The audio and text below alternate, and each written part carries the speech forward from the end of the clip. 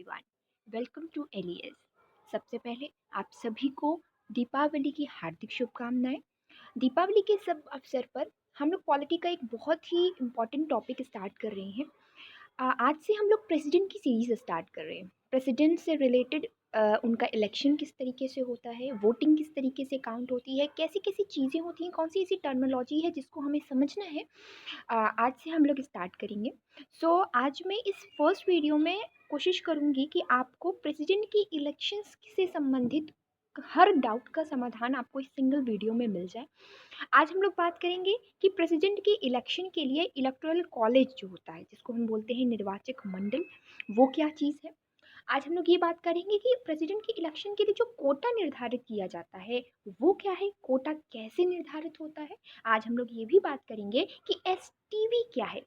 STV single transferable vote जिसे बोलते हैं, और इसको हिंदी में बोलते हैं एकल संक्रमणीय मत। मत अब ये क्या है, कैसे है, आज हम इन तीन टॉपिक को डेप्थ में पढ़ेंगे और फिर आगे अपने इस सीरीज को आगे प्रोसीड करेंगे। ओके, सो आइए चलते हैं अपनी सीरीज को आगे बढ़ाते हैं। सबसे पहले हमारे देश की जो व्यवस्था है, आपको ये समझना चाहिए कि शासन व्यवस्था दो प्रकार की होती है। एक होती है संसदात्मक शासन प्रणाली और एक होती है अध्यक्षात्मक। अध्यक्षात्मक जिसको प्रेसिडेंशियल फॉर्म ऑफ गवर्नमेंट बोलते हैं, और संसदात्मक जिसको पार्लियामेंट्री फॉर्म ऑफ गवर्नमेंट बोलते हैं। प्रेसिडेंशियल जो शासन प्रणाली होती है वो इस टाइम अमेरिका में है, जहाँ पे सिर्फ एक कार्यपालिका है और वही सर्वोच्च है। लेकिन पार्लियामेंट्री गवर्नमेंट ऑफ सिस्टम में क्या होता है कि यहाँ पे दो प्रकार की कार्य प्रणालियाँ होती हैं, जिसमें से एक होती है नाम मात्र की और एक होती है वास्तविक कार्य प्रणाली। अब आपको सभी पता है कि जो नाम मात्र की होती है शासन प्रणाली, उनका जो हेड होता है वो कौन होते हैं, प्रेसिडेंट। और जो वास्तविक शासन प्रणाली होती है वो किनके हाथ में होती है, प्राइम मिनिस्टर के हाथ में होती है। तो चूंकि हमारे यहाँ पार्लियामेंट्री फॉर्म है, शासन व्यवस्था है, पार्लियामेंट्री शासन प्रणाली है, इसलिए हमारे यहाँ दो तरह की कार्य प्रणालियाँ होती हैं, कार्यपालिका होती हैं, जिसमें से नाम मात्र की जो कार्यपालिका है उसका अध्यक्ष कौन है, प्रेसिडेंट है।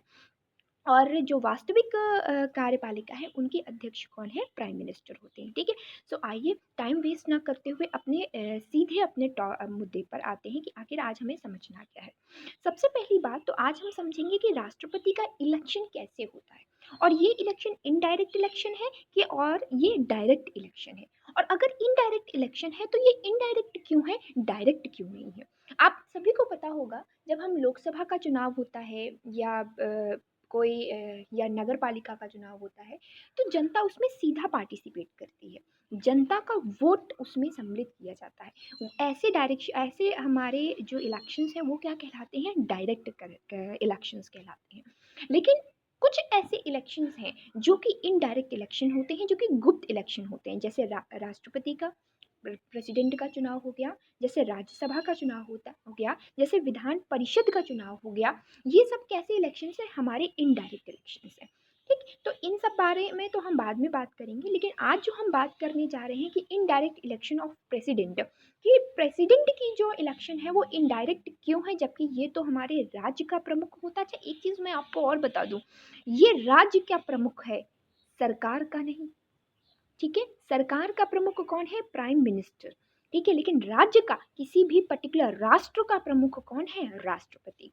ठीक है, तो आइए जानते हैं कि ये राष्ट्रपति का इलेक्शन इनडायरेक्ट क्यों और पीएम का इलेक्शन डायरेक्ट क्यों।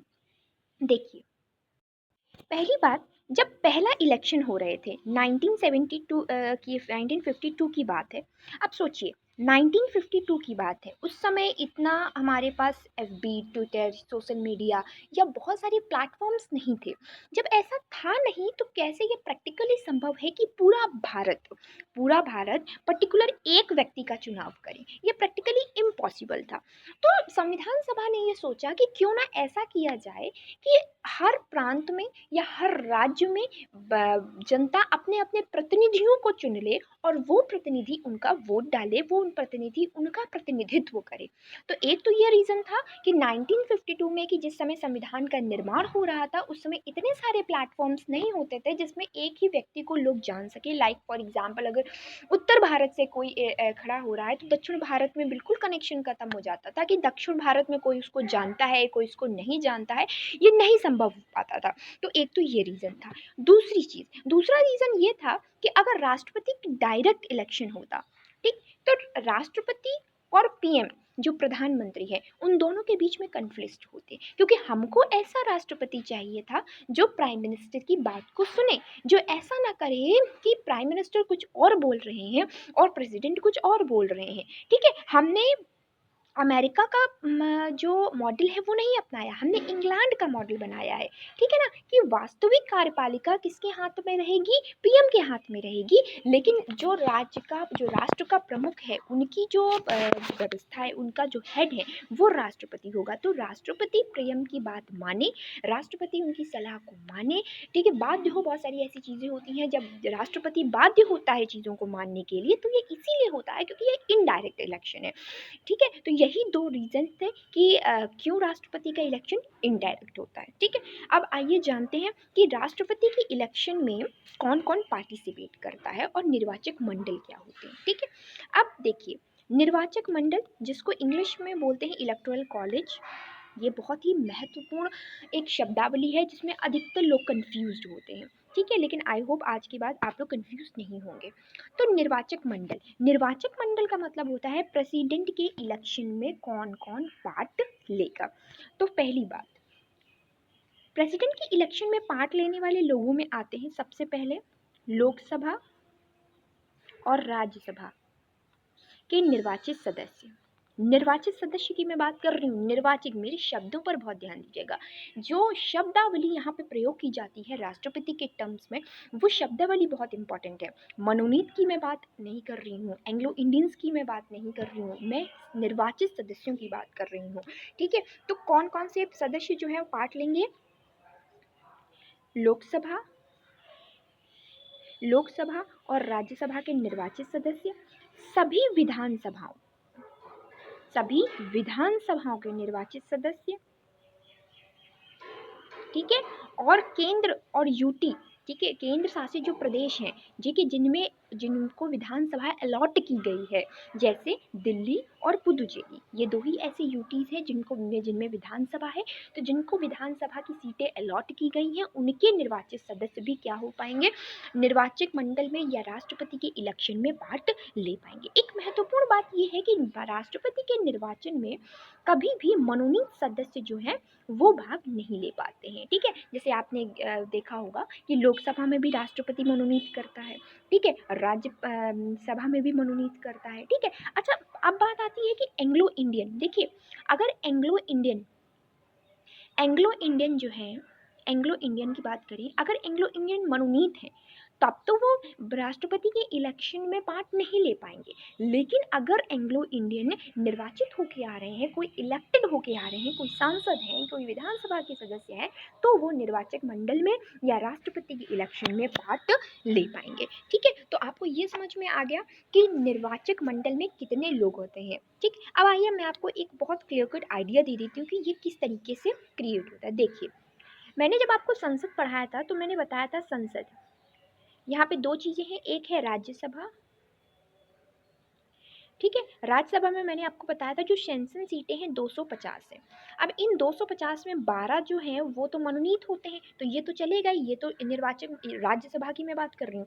तो ये 12 सदस्य जो हैं वो तो निर्वाचन में भाग लेंगे नहीं। भाग कौन लेंगे, 238 सदस्य भाग लेंगे। अच्छा, अब मैं एक चीज़ आपको बता दूँ, ये जो 238 हैं उसमें से 5 सीटें आज तक अलॉटेड नहीं है। हाँ, तो 5 सीटें अलॉटेड है नहीं, तो बची कितनी, 233 सीटें। 233 सीटें जो हैं वो फिक्स्ड हैं। तो आज की अगर हम डेट की मैं बात करें तो राज्यसभा के कितने मेंबर्स जो हैं निर्वाचन में भाग लेंगे, 233। 5 सीटें अलॉटेड नहीं है, 5 सीटें हैं लेकिन वो राज्यों को अलॉटेड नहीं है। अगर कभी भी किसी भी यूटी को या किसी भी को अलॉट करनी होगी तो वो हम 5 सीटें दे सकते हैं बिना किसी संविधान में संशोधन किए। तो राज्यसभा का सीन समझ में आया, 233 लोग आज की डेट में वोट डाल सकते हैं राष्ट्रपति के निर्वाचन में। यही अगर हम लोकसभा की बात करें,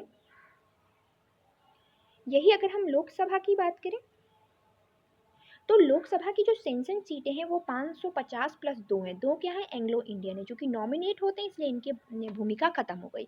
550 में 20 तो यूटीज को अलॉटेड है, बची 530 है। ठीक, अब ये जो यूटी है ना, इसमें भी 13 फिक्स्ड हैं और 7 जो है अभी तक अलॉटेड नहीं है।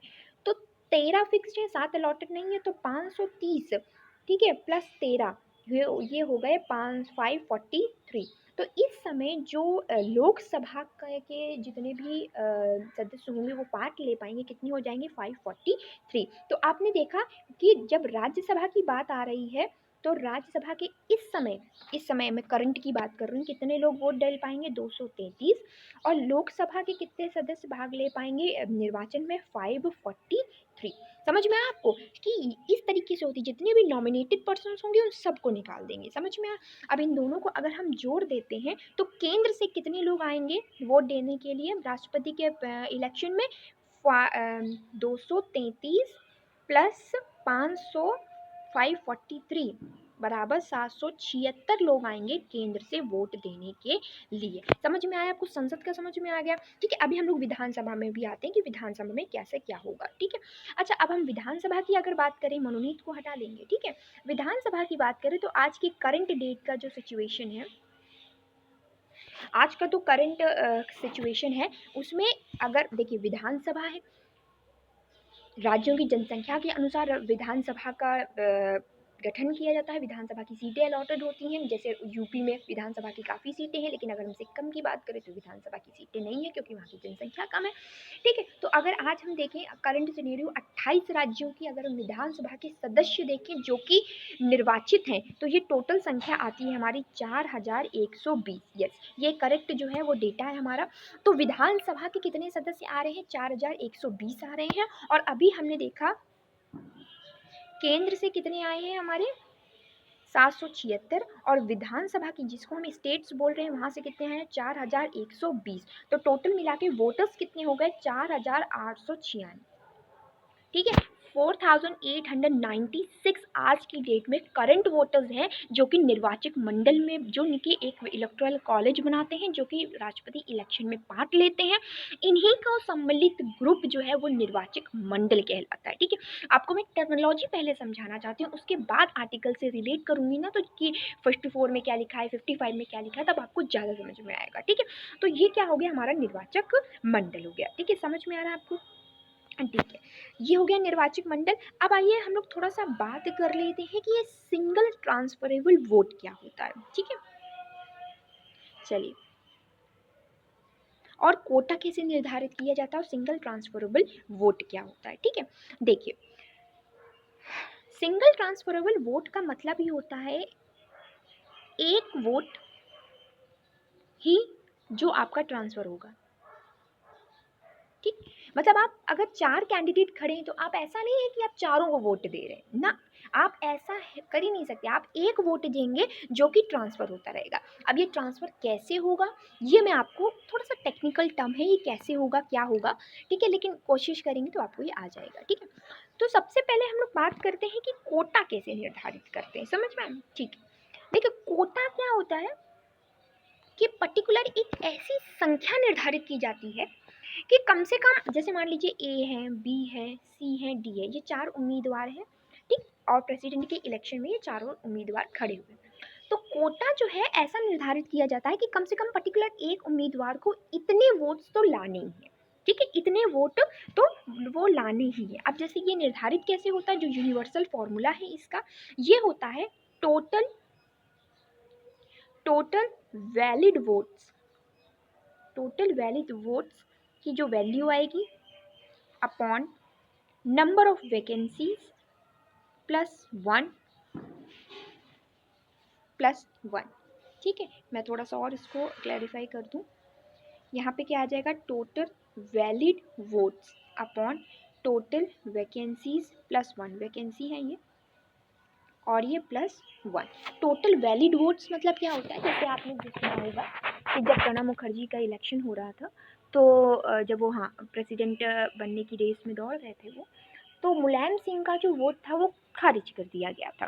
तो कभी-कभी ऐसा होता है कि बैलेट पेपर्स में कुछ गड़बड़ियाँ हो जाती हैं, ठीक है? तो उसमें क्या होता है, जो इनवैलिड वोट्स होते हैं वो हटा दिए जाते हैं। तो कोटा निर्धारित कैसे किया जाता है कि टोटल वैलिड वोट्स ऑफ, देखिए, वोट्स की वैल्यू मतलब पर्टिकुलर वोट की एक वैल्यू निकाली जाती है। अब किसी दिन मैं पर्टिकुलर एक वीडियो बना के मैं बता दूंगी कि वोट की वैल्यू कैसे निकालते हैं। अभी आप समझ लीजिए, मान लीजिए टोटल वैलिड वोट्स जो थे वो 100 थे। अच्छा, राष्ट्रपति की वैकेंसी कितनी, एक ही है, तो 1 प्लस 1 और प्लस 1, तो क्या आ गया हमारे पास 100, 100/2 प्लस 1, ठीक है। इसका मतलब ये क्या आ गया 51। तो अब क्या है कि 51, अब देखिए, अगर 100 सीटें हैं, 100 वोट्स हैं और 51 कोटा है, तो जो जिसको 51 वोट्स मिल जाएंगे वो जीत जाएगा, ठीक है। ये एक कोटा निर्धारित किया जाता है कि जीतने वाली उम्मीदवार को कम से कम इतने वोट्स तो लाने।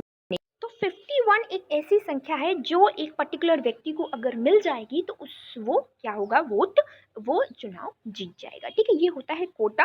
इसको हम ऐसे समझ सकते हैं कि वो अधिक सबसे छोटी संख्या, जिस संख्या में वोट अधिकतम उसी उम्मीदवार को मिलते हैं जिस जिस उम्मीदवार को चुनना। जैसे 100 सीटें हैं तो 50-50 मिल सकता है, लेकिन 51 तो किसी दो को मिल नहीं सकते, ज़्यादा हो जाएगा। इसलिए 51 वो अधिकतम, वो सबसे छोटी संख्या है जो पर्टिकुलर एक ही उम्मीदवार को मिल सकती है, ठीक है। अच्छा, अब हम लोग बात कर लेते हैं थोड़ा सा सिंगल ट्रांसफरेबल वोट के बारे में।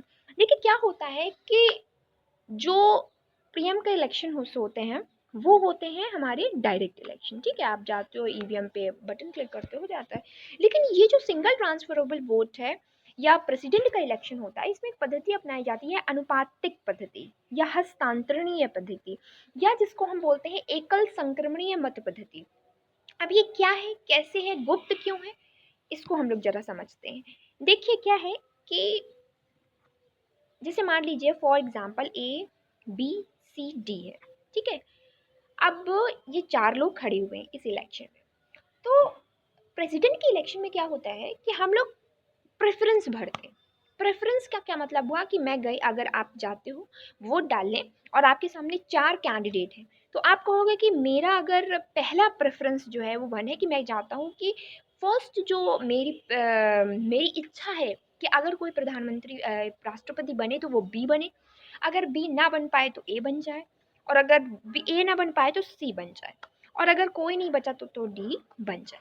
तो क्या होता है कि अब आपने क्या किया, अपना प्रेफरेंस भर दिया कि हम किसको कितनी वरीयता दे रहे हैं, कौन मेरे अकॉर्डिंग किस वरीयता में फिट हो रहा है, ठीक।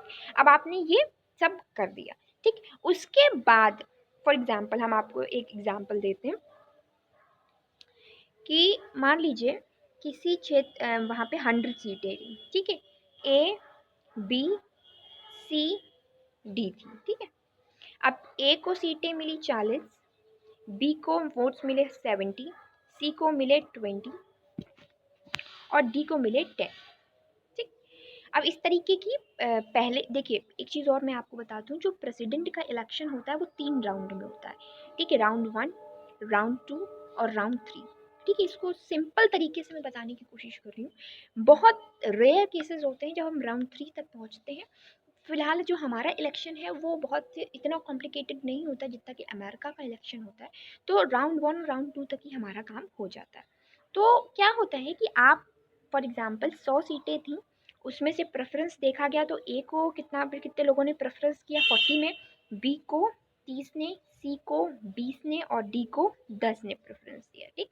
अब हम राउंड 1 में क्या करेंगे, जिसको सबसे कम मिलेंगे उसको एलिमिनेट कर देंगे। अब ये जो 10 वोट बचे हैं, अब ये 10 वोट, अब समझिएगा यही एक टेक्निकल पॉइंट है कि ये 10 वोट जो है वो किस तरीके से ट्रांसफ़र होंगे। अब हम लोग ये देखेंगे कि जो डी को 10 वोट मिले थे, समझिएगा डी को जिसमें 10 वोट मिले थे, उसमें से कितने लोग ये चाहते थे कि ए को, देखिए इस चीज़ को समझने की कोशिश करिए कि डी को जो 10 वोट मिले थे, अब हमें इसे ट्रांसफ़र करना है ए में, बी में और सी में ट्रांसफ़र करना है, ठीक। अब देखिए वोट एक ही है और ट्रांसफ़र कैसे हो रहा है, ए में ट्रांसफ़र हो रहा है, बी में ट्रांसफ़र हो रहा है और सी में ट्रांसफ़र हो रहा है। अब हमें ये देखना है कि पर्टिकुलर ये जो 10 वोट हैं उसमें से डी के बाद किसको प्रेफरेंस मिल रही है। तो अगर फॉर एग्जांपल हमने देखा कि डी के पास थे 10 वोट और हमें इसे ट्रांसफ़र करना है ए में, बी में, सी में। तो हम लोग ये देखेंगे कि 10 वोट में डी के बाद भाई इन लोगों ने डी को वरीयता दी थी कि डी हमारा प्रेसिडेंट बनना चाहिए। अब डी तो चला गया क्योंकि डी को सबसे कम वोट मिले, अब उसके वोट को हमें ट्रांसफ़र करना है। तो अब हम ये देखेंगे कि डी के बाद ठीक है किसको कितनी प्रेफरेंस मिल रही है। तो फॉर एग्जांपल ए को कितनी प्रेफरेंस मिली, 1 वोट मिला। मतलब एक लोग ये चाहते थे कि नहीं ए डी अगर नहीं बन रहा है तो ए बन जाए। समझ में आया? 7 लोग ये चाहते थे कि ठीक है अगर डी नहीं बनता है तो बी बन जाए, और 3 लोग ये चाहते थे कि नहीं अगर कोई नहीं बन रहा है, कोई 2 लोग ये चाहते थे कि अगर ए और बी नहीं बन रहे हैं तो सी बन जाए। तो समझ में आया कि एक ही वोट किस तरीके से ट्रांसफ़र होता है राष्ट्रपति के इलेक्शन में। यही कुछ टेक्निकल टर्म्स है। अब आगे जब राउंड 2 आएगा, ठीक है, फिर राउंड 3 आएगा, तो इसी तरीके से ट्रांसफ़र होते रहेंगे आपके वोट, ठीक है। तो वोट एक ही होता है और उसको ट्रांसफ़र करते रहते हैं, एक वोट में, दूसरे वोट में, तीसरे वोट में। समझ में आया? तो ये होता है सिंगल ट्रांसफरेबल वोट सिस्टम, ये होता है कोटा, ये होता है निर्वाचक मंडल। इस तरीके से इलेक्शन होता है। क्यों डायरेक्ट होता है, क्यों इनडायरेक्ट होता है, सभी की क्वेश्चंस मैंने बता दिए हैं। अब फिर भी अगर आपको कोई भी डाउट हो तो आप कमेंट सेक्शन में पूछ सकते हैं। हम फिर हाजिर होंगे। अब इसके आगे प्रोसीड करेंगे कि इन इन चीज़ों का उल्लेख संविधान में किन किन आर्टिकल्स में किया गया है, और डेप्थ में जाएंगे कि कैसे जनसंख्या के हिसाब से कैसे विधानसभा की सीटों का अलॉटमेंट होता है, एक वोट की वैल्यू क्या होती है। अभी बहुत कुछ है इस टॉपिक में। सो कंटिन्यू बने रखिए हमारे सीरीज़ के साथ। Thank you so much.